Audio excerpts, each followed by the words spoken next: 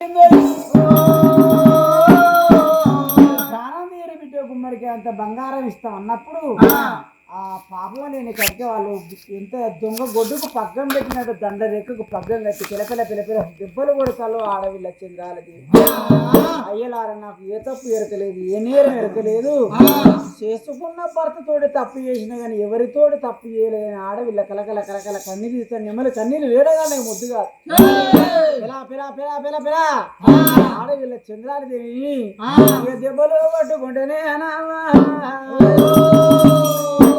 తీసుకొని వచ్చిల్లు ఆ చేతకున్న తాళ్ళిప్పి ఓ బిడ్డ చంద్రాదేవి మీ అత్త నీ ప్రాణం తీయమని మాకు గుమ్మడికి అంత బంగారం ఇచ్చింది. ఉప్పుగారం తిన్న శరీరం ముఖబుద్ధి యొక్క ఎవరి పక్కన కొంగు వరిసిన వాట భ్రాంతికి నెల తప్పిన వాట నీ ప్రాణం తీయమన్నది అన్నప్పుడు ఉరివిచ్చే ఖైదుకైనా ఆఖరి కోరిక నీ ప్రాణం తీస్తాం బిడ్డ.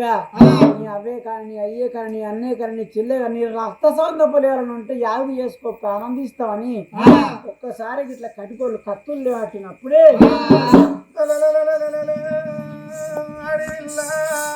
పాప మెరుగనైతిని వరం ఇచ్చినట్టుగా ఇచ్చినవు కానీ వరాన్ని చంపడానికి దేవుడు నా భర్తకు నౌకరిచ్చినవు, నాకు కానుకనిచ్చినవు, నా భర్తను దూరం చేసి వరం పట్టిందా నేను పూజలు చేసిన వరం పట్టిన వాళ్ళకి భగవంతుడా ఒక్క రాత్రి కాపురానికి వరం ఇచ్చి నన్ను నిందెల పాలు చేతివా నా జీవిని నా కడుపుల బిందు జీవిని నీలో ఐక్యపరచుకోమని ఆ భగవంతుని ఆది చేసి తల వంచింది. కత్తులతోటి నరుకుతే ఆ పిల్ల పరమ ప్రతిభత కాబట్టి వాళ్ళకు సత్యం కనబడాలని దేవుడు శ్రీయగో దీవన అర్థపెట్టింది. కత్తులతోటి నరుకుతా అంటే చూడు గడ్డపారను తీసి బండ మీద వదేస్తే ఎట్లా ఎగురుతుందో ఆడవిల్ల మెడ మీద తలకాయ అటువంటి కటకాలు ఎట్లా ఎగురుతాయి తలకాయ తెగుతలేదు. కొట్టి కొట్టి అట్లకెత్తంది కానీ తలకాయ తెగుతలేదు. చివరికి కత్తి మారిపోయి పూలదండ పిల్ల మెడల పడ్డది.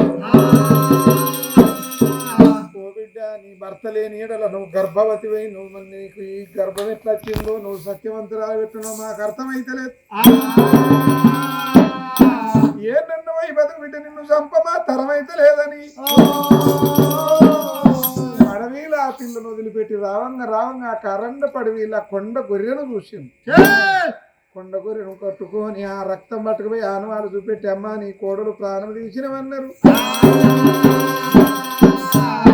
పీడవాసింది కోడి కూసింది నాన్న బిడ్డను నా కొడుకు మళ్ళా చేయవచ్చుననుకుంటుంది.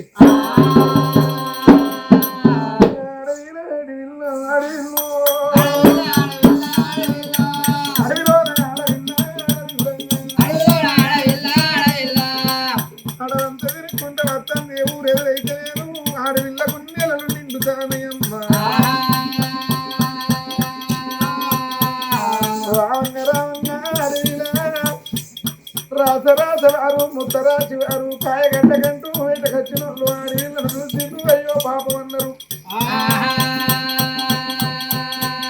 అడవిలో నా పిల్లకు గురుడు అయ్యే వాటివి గురుడు పోసిన ఆ పిల్ల గర్భానందమైన కొడుకు జలమెత్తిండు. ఆ కొడుకుని ఎత్తుకొని ముత్తరాసి వాళ్ళ తోడు బాగా శివారి పల్లెకి తీసుకుపోయినారు.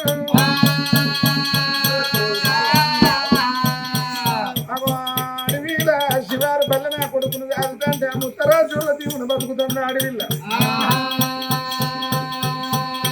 మూడెల్లా 21 రోజు నాడు అడవిల జన్మమెత్తిండు నా కొడుకు ఆనందరాజుని పేరు పెట్టుకుంది. ఆ కొడుకును కాదుకుంటే శివారు పల్లెల బతుకుతాను.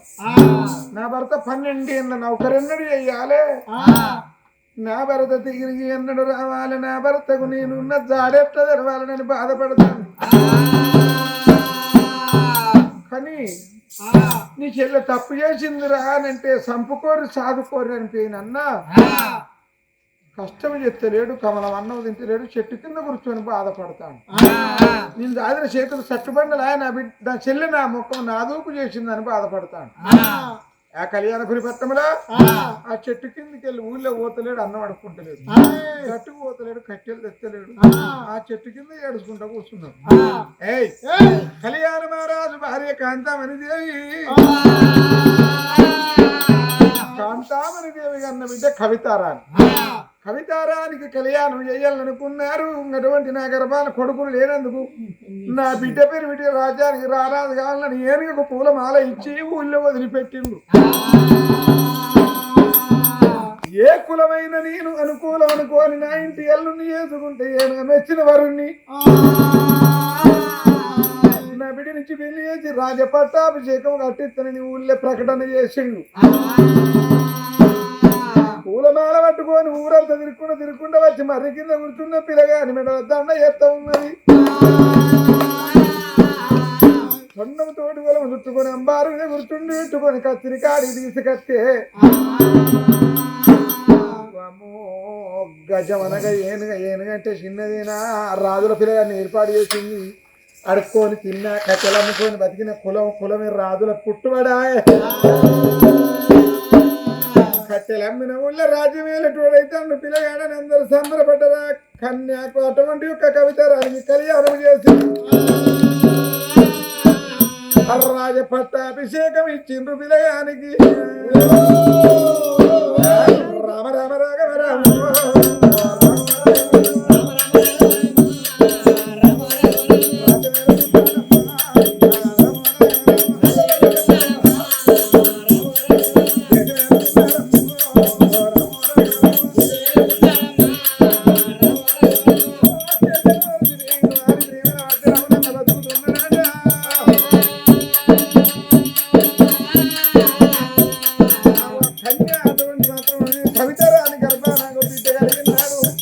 కన్యాకుమారి అని పేరు పెట్టుకొని అన్న చెల్లెలు